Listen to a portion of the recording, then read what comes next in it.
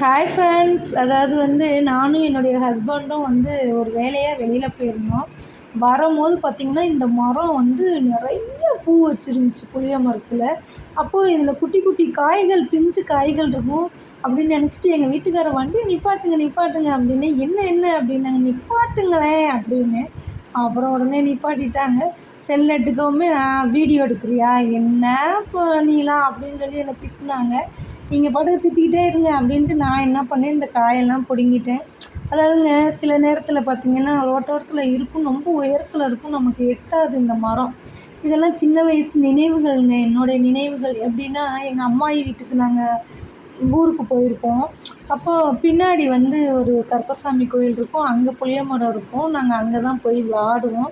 அப்போ இதெல்லாம் கீழே விழுந்து கிடக்கும். நாங்கள் என்ன பண்ணுவோம், பொறுக்கி கழுவிட்டு உப்பு தொட்டு சாப்பிட ஆரம்பிச்சிடும். செம்ம டேஸ்ட்டாக இருக்குங்க. இந்த மாதிரி சின்ன வயசு அனுபவம்லாம் உங்களுக்கு இருக்கா அப்படிங்கிறத எனக்கு கமெண்ட்டில் சொல்லுங்கள். பிடுங்கின உடனே வாயில் போட்டு மெல்ல ஆரம்பிச்சிட்டேங்க. எங்கள் வீட்டுக்காரர் ஒரே திட்டு. சரிங்க சரிங்க, திட்டாதீங்க திட்டாதீங்க, இதெல்லாம் என்னுடைய சின்ன வயசு நினைவுகள்ங்க அப்படின்னு ஒரே சிரிச்சுட்டு அப்புறம் வண்டி எடுக்க ஆரம்பிச்சிட்டாங்க. சரிங்க ஃப்ரெண்ட்ஸ், பாய். பிடிச்சிருந்தா ஒரு லைக் பண்ணுங்கள்.